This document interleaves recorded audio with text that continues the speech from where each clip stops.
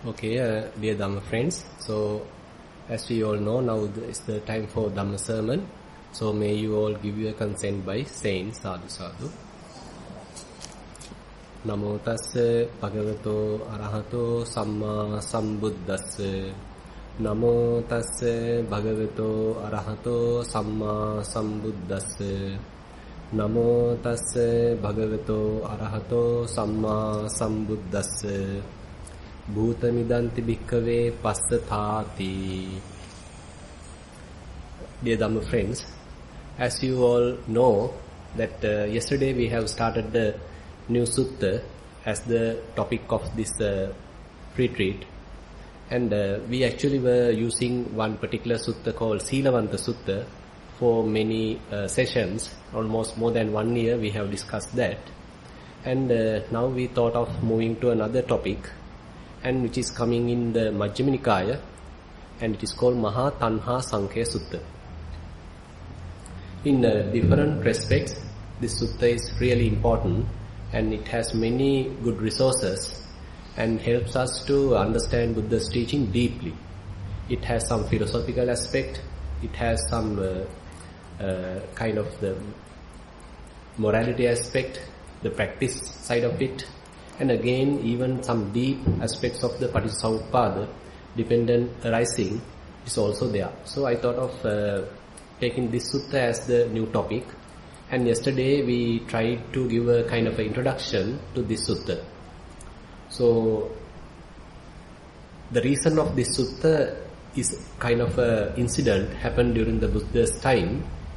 One bhikkhu called Sati is having kind of a wrong view, kind of a pernicious view, which is bad and wrong, and he is holding a view thinking that this is the same consciousness transmigrating from life to life, and kind of an eternal view, kind of a sasata ditti, where he thinks it is the same consciousness. Consciousness is permanent, eternal, there is ongoing consciousness, vijnana, and it is unchanging, and it is like the soul, and it is passing from life to life.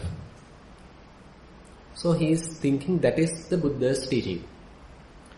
So he now become little famous about this wrong view, and some monks approached him and tried to convince him, telling that it is not the teaching of the Buddha. But this Venerable Sati was quite stubborn, adamant, and he does not want to give up his wrong view.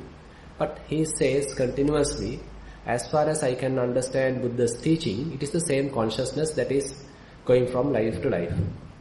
Then Venerable other monks tried their best to convince him, but they failed. And then they approached Buddha and explained Buddha also that the monk called Sati is having this kind of a view. And then Buddha sends one of the monks asking Venerable Sati to come to him, and accordingly Venerable Sati comes to Buddha. And then Buddha questions Venerable Sati in front of other monks. So Buddha asks, is it true that you are holding this kind of a view, that the same consciousness transmigrating from life to life? Then he accepts, he acknowledges, telling, yes, as far as I can understand your teaching, it is the same consciousness going from life to life. It is very much like the permanent, it is very much like the eternal, it is unchanging, it is continuing. So then Buddha asks, where did I say like that? Is there any particular occasion, is there any particular sutta I have mentioned something like that? Then Sati become kind of silent, and he couldn't remember that Buddha telling such thing. This is his own wrong, proliferated view, and therefore he couldn't recollect that Buddha was telling such kind of a teaching. And then Buddha asked, what is consciousness? From Venerable Sati, and he gives a wrong definition about the consciousness as well. So basically he has misguided and wrongly understood about Buddha's teaching. Then Buddha asks from venerable monks, other monks, now there are many monks in front of the Buddha, and Buddha asked from the other monks, are you also understanding about consciousness like this Venerable Sati? Then the other monks answer, telling, no Bhante, we understand as far as your teaching says, consciousness is conditionally arised. It is dependently arising. Patisauppannam vijnanam. So vijnana, the consciousness, occurs due to causes. There is no any vijnana which is ongoing and happening without a cause.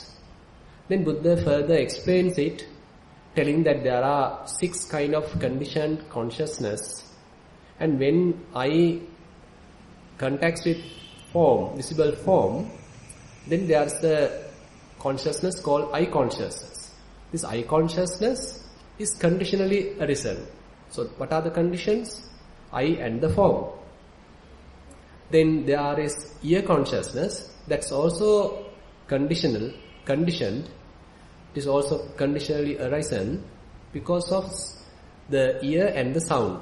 So when ear and sound comes together, there the ear consciousness arise. Then when the nose and the smell comes together, nose consciousness arise. When tongue and taste comes together, tongue consciousness arise. When body and tangible sensations comes together, body consciousness arise. Similarly, when mind and mind objects comes together, mind consciousness arise. Mano vijnana occurs. So basically, likewise, Buddha explains that these are the consciousness available, and all those 6 categories are conditioned. Without conditions, none of these consciousness arise. And he gives a beautiful simile telling that when we ignite fire, so based on the fuel, we name the fire.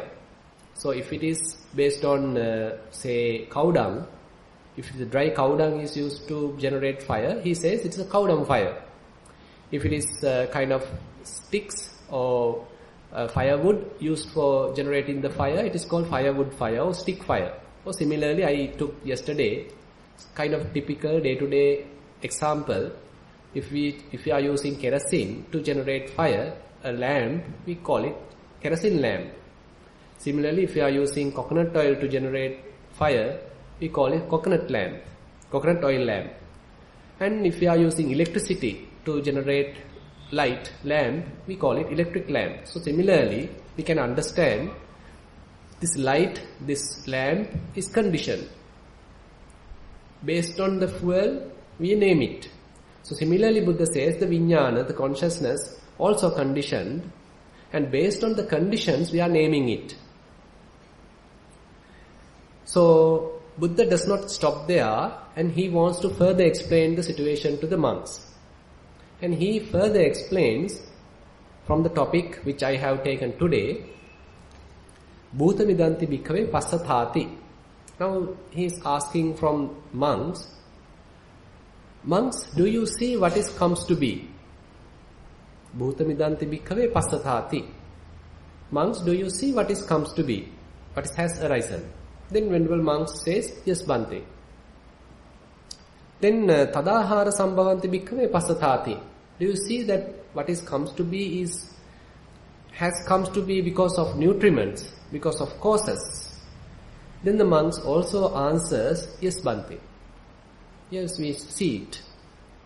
Then Buddha further asks, when those causes cease to exist, do you see that the generated result also cease? Then Venerable monk says yes.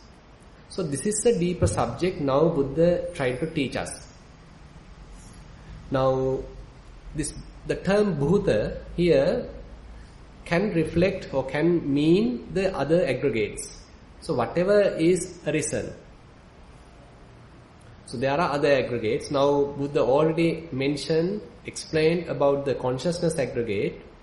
Now he wants to further explain about the other aggregates as well. And so therefore he wants to tell, okay, form aggregate, also conditioned. It is arising due to, say, material food. And then the Vedana, the feeling aggregate, it is arising due to contact. Similarly, the perception aggregate, it is arising due to contact. Then the mental fabrications or the mental formations, sankhara, that is arising due to contact. And again the consciousness also due to causes, and it is due to nama rupa, that is the name and form. So likewise Buddha now going fairly deep to the subject, and he is trying to explain now all these things, what is arisen, are coming, has arisen due to causes. Nothing exists in this world which comes to be without causes. And on the other hand, if those causes are eliminated, or if those causes cease to exist, if they come to cessation, then the result also naturally has to come to cessation, has to end. Now, in order to clarify this argument further, let's take up another sutta where it is easy to understand the typical way of our understanding. That is the first sutta comes in Majjhima Nikaya called Mula Pariyaya Sutta. Buddha explains various phenomena in different ways of how we perceive them. And there also Buddha asks the same question about the bhuta, what has comes to be. And there he explains bhute bhutato sanjanati. So that is the typical way of how we do. So when this particular sutta, the Mula Pariyaya Sutta, is concerned, so Buddha is taking 24 phenomena and explains how a typical worldly being perceives it. And then how a Sekapuggala, a trainee, would perceive it or knows it. And then how the Buddha or an Arahant knows it. So in a way we can see Buddha in a way it's really rational, and that is how Buddha is approaching different questions, these different subjects. So let us see how a typical worldly being, a typical human being, ordinary person, how see things as they are. So Buddha says, bhute bhutato sanjanati. So he perceives what is arisen. He used the term sanjanati, he perceives what is arisen.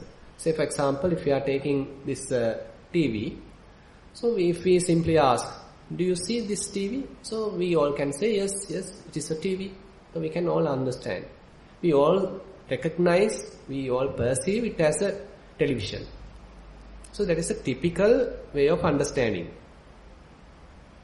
And then further if we go, bhute bhutato sanyatva bhute manyati.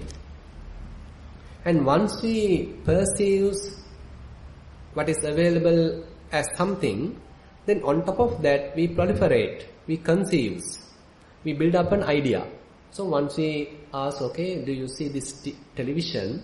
Then one can see, yes, it's a television, it's a flat screen, it's colored TV, it's so expensive, we recently bought it, it belongs to Kalalgoda, and so has contributed. So we can generate so much of ideas on top of that.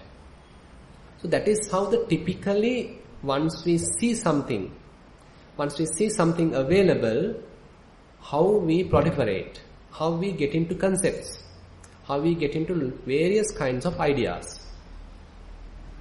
And Buddha further explains, bhute sumanyati. And he puts himself also into it. He puts himself also into the picture. Okay, then someone can say, yeah, I also contributed to this in order to buy this television. So sometimes we might say, okay, I have donated it. Or I don't like it. So it's kind of a bad product, or it's not a good product. So like that, I had a better one. So like that, I can put myself to the available thing, and again we proliferate. So thing is available outside, kind of an external object, and we now take ourselves into the picture. And we do not stop at what is seen, but rather we recognize it, we go to a perception, whether it is good and bad, what it is, the names, colors, products, brands, etc., etc. And again, later we can even put ourselves to it. And again we generate a story. And then further Buddha explains, Bhutato manyati. He considers himself apart from it. And he wants to get rid of it. And he says, okay, I haven't involved with it. I couldn't contribute it. So it doesn't belong to me. And it actually belongs to another place. We simply borrowed it. So likewise, we now, based on the language, we are generating so much of confusion, so much of concepts, so much of stories. Then further Buddha explains, Bhute meti manyati. So you try to possess it. Sometimes you say, oh, it belongs to me. I am the one donated it. I owned it. It's mine. So likewise now the possession also comes. So I involved and now the mind also involved. Bhute abhinandati. The next step Buddha explains. So he delights in what he is seeing. He delights in what is available. So if it is a good television, okay, we want to hold it, I want to buy it to my house, I want to donate it to another place, I like it, it's better than what I have, so it's a really beautiful one, it's really colorful, and colors are really luminous, or blah blah blah. So we can keep on telling, because we really delighted in what we are now talking about. So therefore Buddha says, so what is the reason for this kind of proliferation? What is the reason this kind of generating so many ideas? And Buddha says, apariññātaṃ tassāti vadāmi. Because this person, the ordinary person, not fully understood about it. So if we are telling someone, so if we are talking too much about it, you are making a lot of stories about it because you didn't understand it properly, then he might argue, so what did you mean? What did you mean by I did not understand? Because it's a television. Don't you see that's a television? Are you telling it is not a television? So we can get into another argument. So then what Buddha is trying to tell here? And a yogi now sees in a different angle. So that is where the practice also comes very important. So typically we are living in a conceptual world. So there are various things available around us. So we are part of it.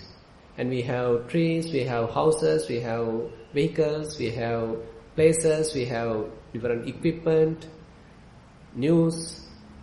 So many things are around. So if we come to the root cause, if we come to the very early stages of how we have generated these things, then we have to come to the very primary or primordial causes. So that is why Buddha's teaching takes us to the bottom, takes us to the root cause. That is why it is Yoniso Manasikara, where we are simply not stopping ourselves at the conventional level, at the surface level. We have to go fairly deeper. So if we are not going, if we simply if we are simply limits ourselves at the surface, then we always get lost in the conventions. It does not mean that we have to avoid conventions or we have to hate conventions. We need to understand conventions as conventions.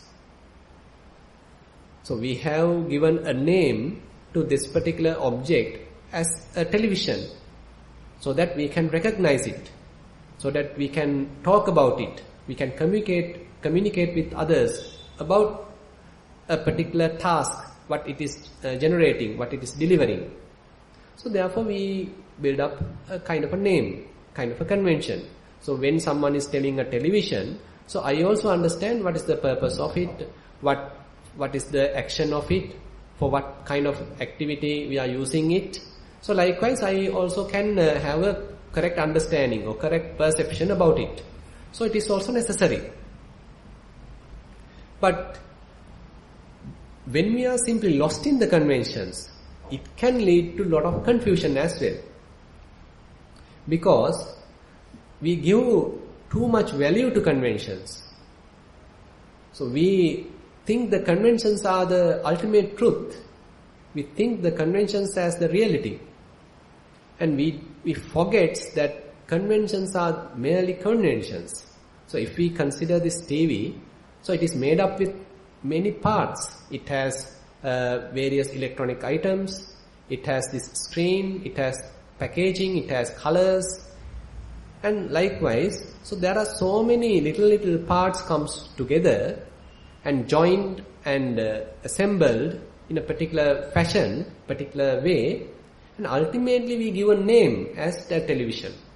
And further, someone who has produced it has given another trade name to promote their product, advertise it. So giving another product name, a brand name, then we are again lost even in the brand name. So we might argue among ourselves, what I have, what in my house, what I am looking at is a particular brand. It is better than what you have, it is an inferior brand. So we come into argument.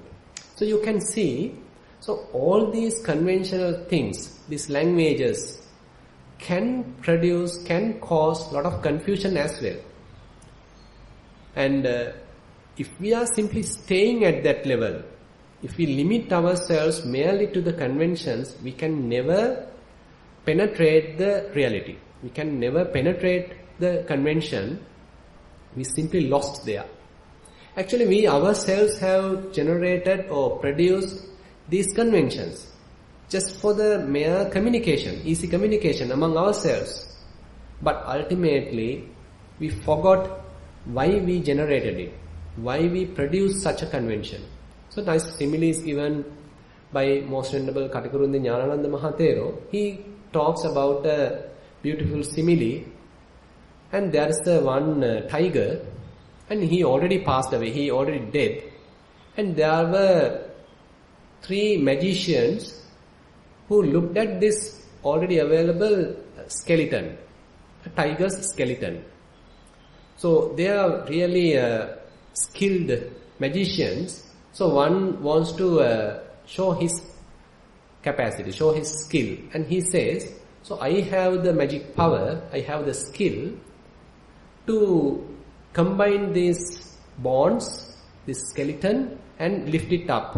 Now it will, all the separated joints, all the separated parts will now come together, binds together, and one unit, one skeleton will be generated. So he did his own part, and now one skeleton is available. Previously it was distributed. Now it's one skeleton. Now he has shown his part. Now the other fellow, he says, okay, I have the skill to put flesh and blood and all the variety of other things what a typical tiger has, and I can do that. So he did his part. Now the skeleton does not appear like a skeleton, now it is like a dead tiger, recently dead tiger. So it has all the teeth, the muscles and all the other components, all the other faculties, everything is available now. Now the third person's chance. So what did he do? He tells, I can give the life to it. Now 3 of them are there. Now he does his all spells and all the other things, and as a result of his capacity, as a result of his skill, now the living tiger appears. So what happens after the living tiger comes in front of 3 of them? So this tiger now attacks these 3 and kills all these 3. So the argument here is, now because of their skill, because of their talent, they generated the tiger. It was a dead tiger. But ultimately it caused a lot of damage or lot of harm to themselves. And similarly the conventions. So we are the ones, the humans are the ones, generated so many conventions, so many languages, so many differences, so many names, so many labels. And all these things we generated to recognize different things, to communicate among ourselves, to recognize among ourselves. So otherwise we will be in confusion. But we take it as a reality and we then argue each other. We get into trouble and we even kill each other because of the conventions. Now we have to go beyond the conventions, otherwise we will be lost there. So that's why Buddha takes us to the Yoniso Manasikara. We are not trapped or lost in the conventional level. Through the meditation, we have to go to a fairly deeper level, fairly primordial level of the what is available. So what is available, what we see is only at the surface level, only at the conventional level, and we have to penetrate it and go to the root causes. So that is what Buddha is asking. Bhutamidanta bhikkhave passatati. So here Buddha does not ask that from the monks, do you see that the Jetavanarama exists? Do you see that Buddha exists? Do you see say a pond exists? Do you see a king exists or something like that? But he used a kind of a general term. Do you see that what is arisen has comes to be? So it's a kind of a deeper question, and monks answer yes. So it indicates that monks have seen it deeply. So that is what Buddha explains in this next section in the Mulapariyaya Sutta. He says, when a typical trainee, a Sotapanna, Sakadagami, Anagami, Arya Puggala, noble person, sees such a thing, and he does not simply perceive it, he knows it.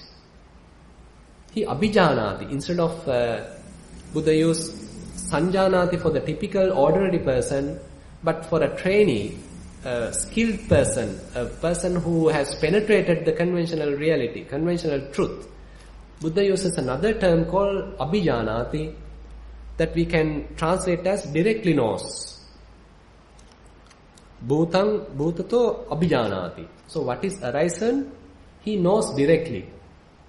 He knows in a different way than the typical ordinary way of looking at things. But still, further, if we analyze that bhute bhutato abhinyaya bhute mamanyi. So there's another phrase coming. So still, since he's a trainee, he also sometimes can go to little proliferation. And still, he does not go to the typical long stories, but he tries to restrain himself. He says to himself, I should not think like that. I should not trap in the conventional level. I should penetrate it. So he advises himself.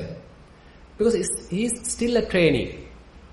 But he anyway has exceeded or passed the typical ordinary person's level, the deluded level, and he has known it properly, but still due to his own influxes, not fully liberated, he still has kind of delusion, but he understands without going far, and he tries to restrain himself.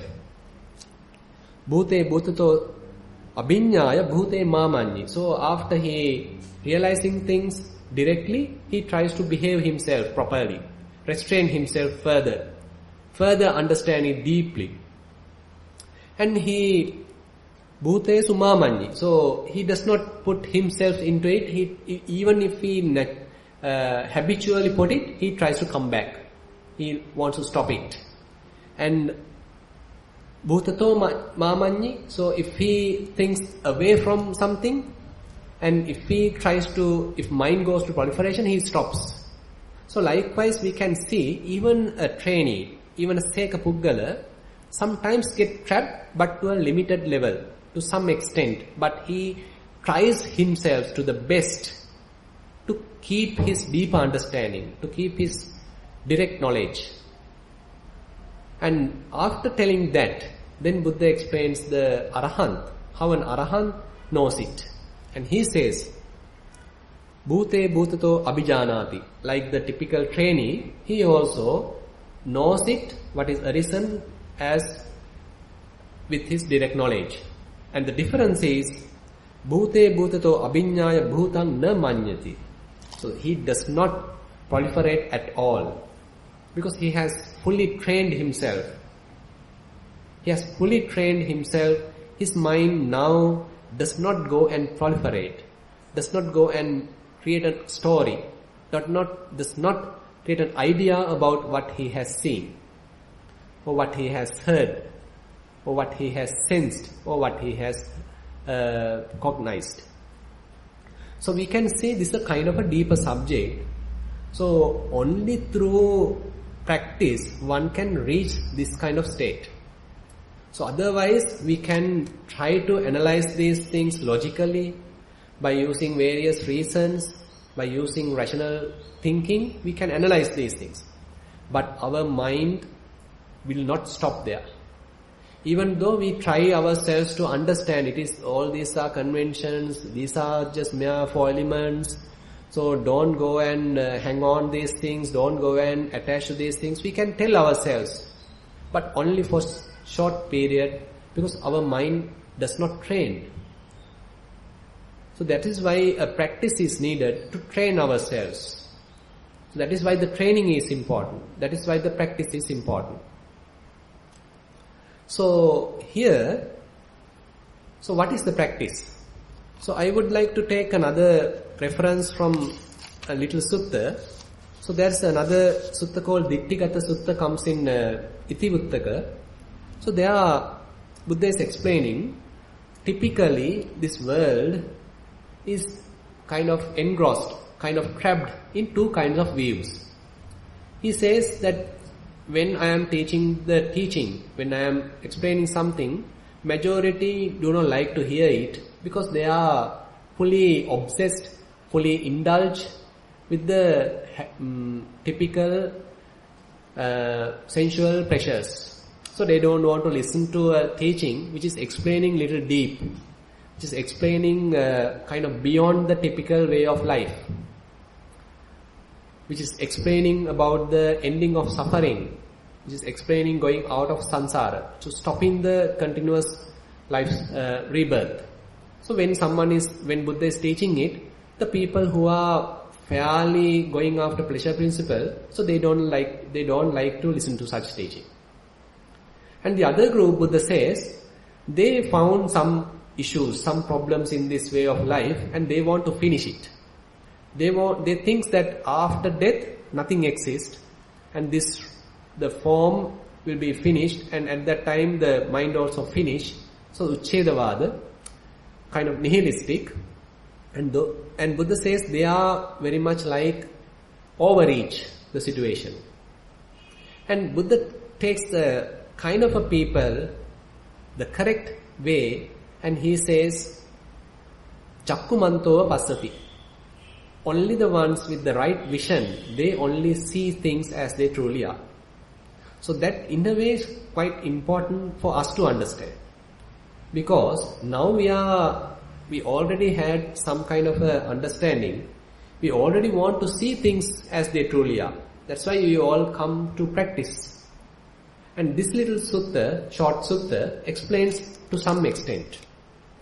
And Buddha says, what is this Chakkumantova Passati? That is the thing that, as the essence that we can take from this sutta. It is called Ditthigata Sutta. And there again the same way Buddha explains, Bhutam Bhutato Passati.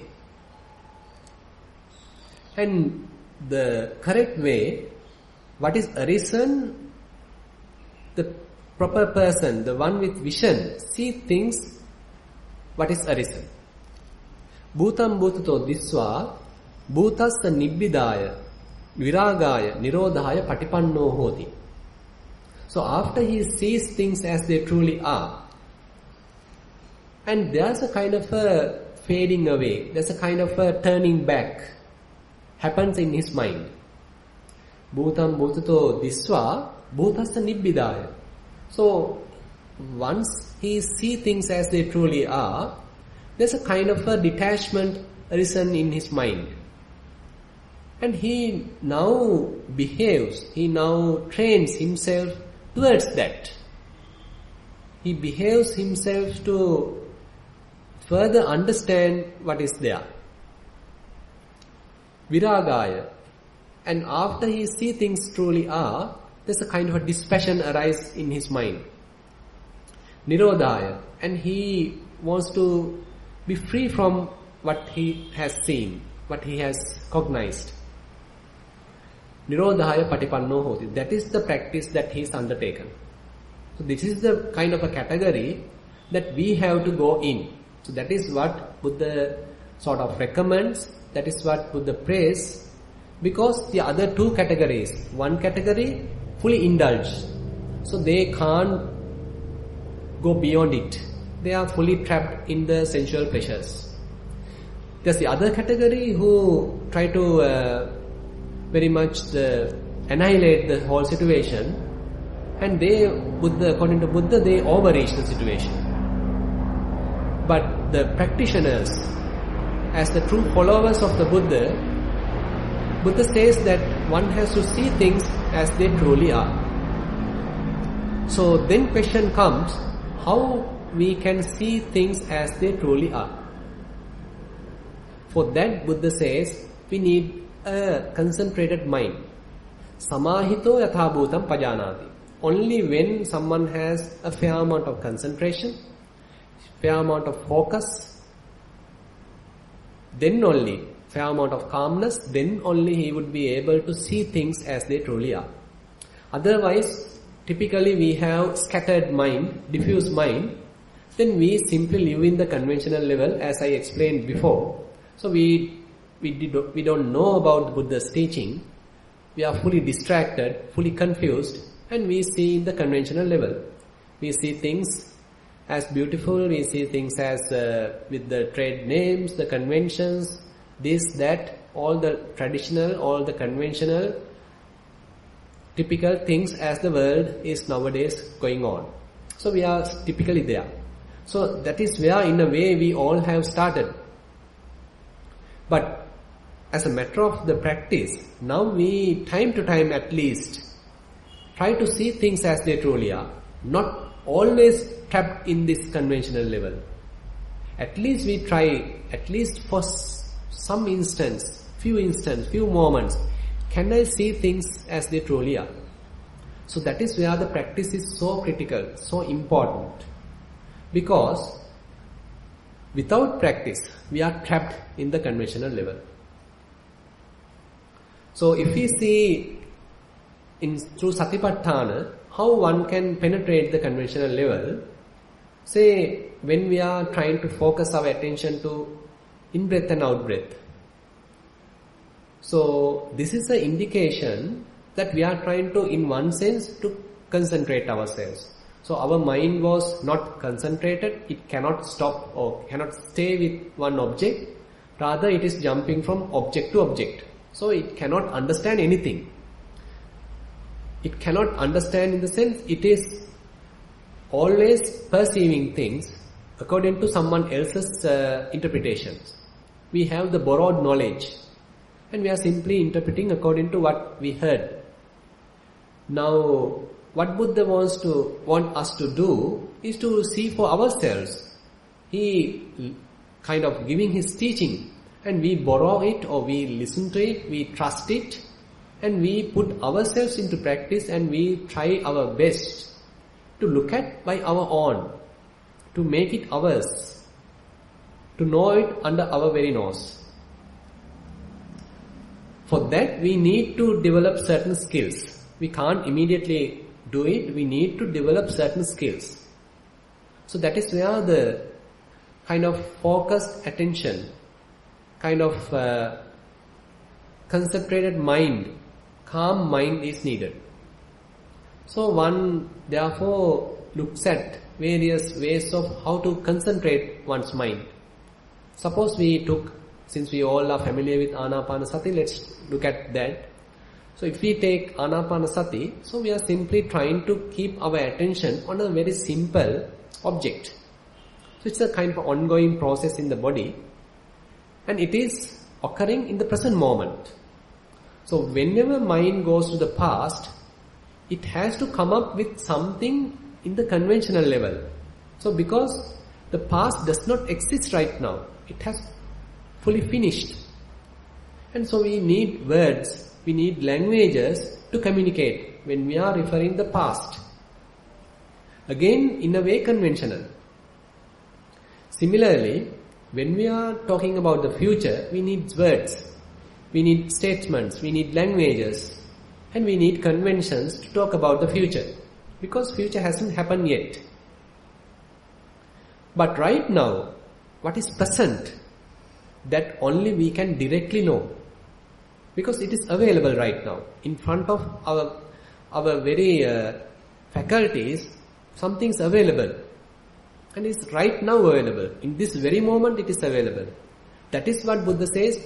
What is arisen? Are you seeing?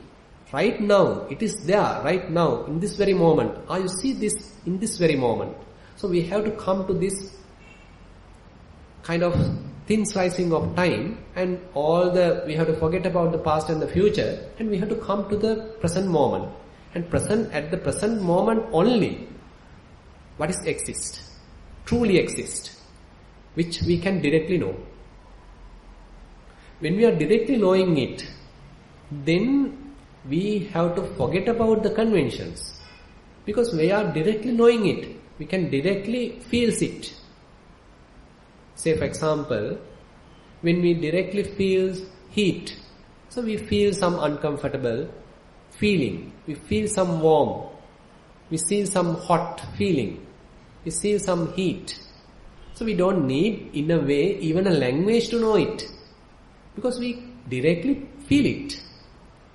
Similarly, when we feel cold, so we can directly know it. But only when we want to explain it to someone else, we need a language. Because we have to tell, okay, I felt cold and it was like centigrade so much. So we can explain it. We need a language. We need a lot of reference, other things. But when we are directly knowing it by ourselves, we don't need even a word. So that is why in meditation we are advised, don't even use words. So you come to direct knowledge. You concentrate your mind, calms down, relax, and try to be fully with the experience. Try to be fully in touch with the experience. And then only you can go for a direct experience. And when we are directly being with the experience, so we are going to the very root causes. So that is the 4 elements that Buddha, according to Buddha's teaching, that we come. So science may say about the electrons, protons, neutrons, like that. But according to the Buddha's teaching, he is also giving a way of interpretation that what you can directly know are the 4 elements. 4 elements are talking in a different language. Earth element is talking through hardness, through stiffness, through softness, through heaviness, through lightness. So likewise, certain characteristics are there. That is how earth element manifests. Similarly, the water element, it manifests as flowing and coming together, cohesion. And then the heat element, it manifests as hot and cold. And then the fire element manifests as hot and cold. And then the air element manifests as the movement, vibration, so likewise. So we can see these are very much the primary qualities. And on top of these qualities, we can build up many things. So if too much earth element comes together, so we can call it, it's a stone, or it's a wood. And if we are making a particular shape out of it, then we call it a chair, we call it a table. But majority, the ingredient may be the earth element. You can see the root cause, the root element is earth, the heaviness or the hardness, and on top of that we are building kind of other things, adding so many other components, other properties, and now coming to the conventional level. It is a table. It is a chair. So if someone is trying to understand the chair, trying to understand the table, and think, okay, table is impermanent, chair is impermanent, do you think it is a true kind of vipassana? It is not true kind of vipassana, because still we are trapped in the conventional level. So that is why we need to go to the bottom, we need to go to the root cause and see how the table comes to be. The table is a name given by ourselves.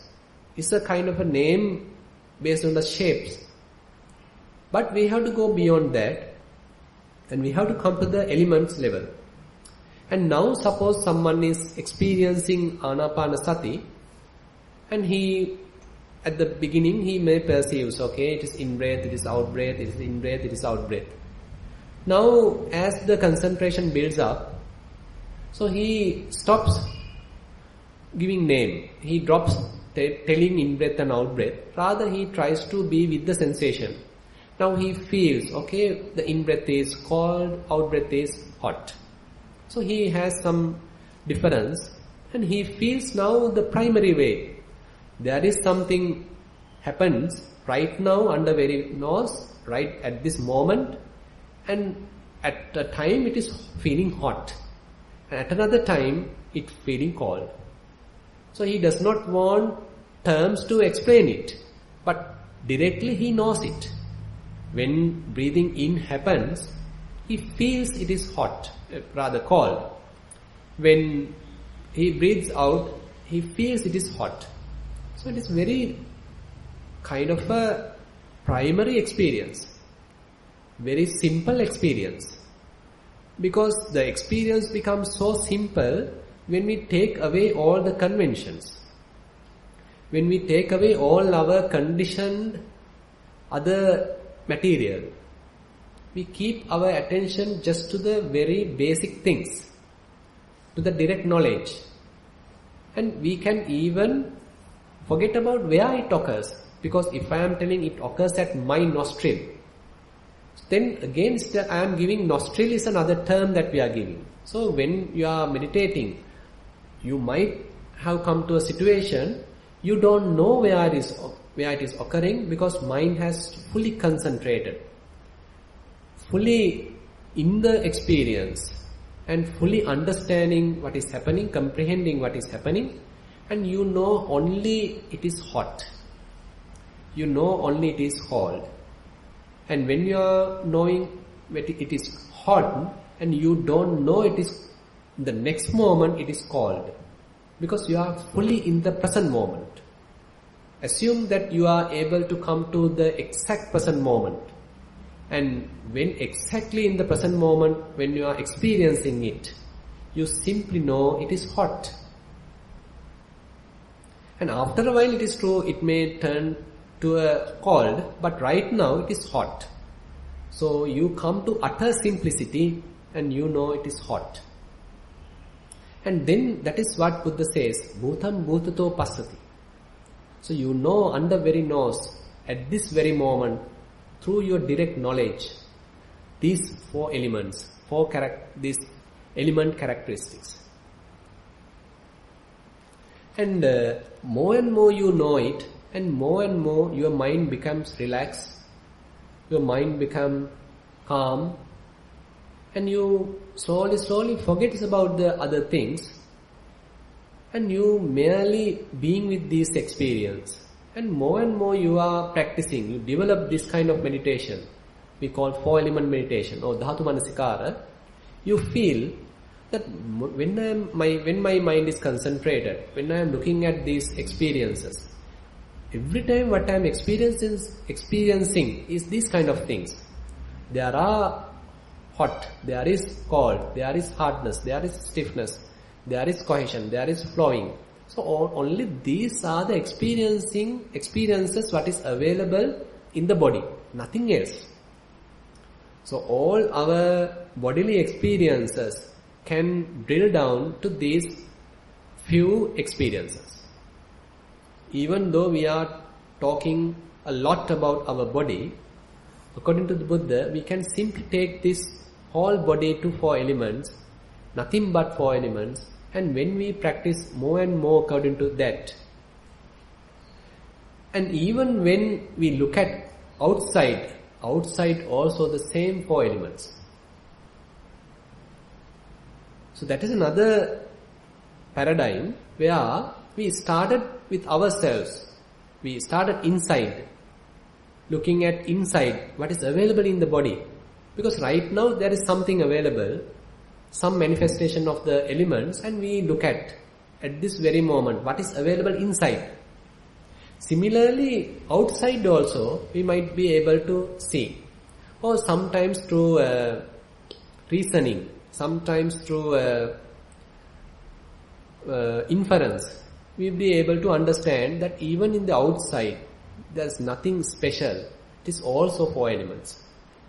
Then what happens to the mind? More and more you look at your body as it is just merely 4 elements. Can you hold it? Can you attach to it? Can you strongly take it as mine? Can you really have a proud of it? Or do you have a kind of a dispassion towards it? So basically that is how when we are attacking the root causes, naturally the dispassion arises. So that is why Buddha says, Yatha bhuta jnana dassanam nibbidaya. When one sees things as they truly are, nibbida, the dispassion or the disenchantment, is a natural effect. So you don't need to read many books to generate dispassion, to generate disenchantment. Rather, when you are seeing things as they truly are, outcome of it, result of seeing as they truly are, is nothing but dispassion, nothing but disenchantment. That is why Buddha says here, Bhutam bhutato disva bhutassa nibbidaya viragaya nirodaya patipanno hoti. That is the practice. So when he sees things as they truly are, he further wants to free himself, because he understood, so I was trapped in the conventional level, I was trapped in the conventional world, now only I see things as they truly are.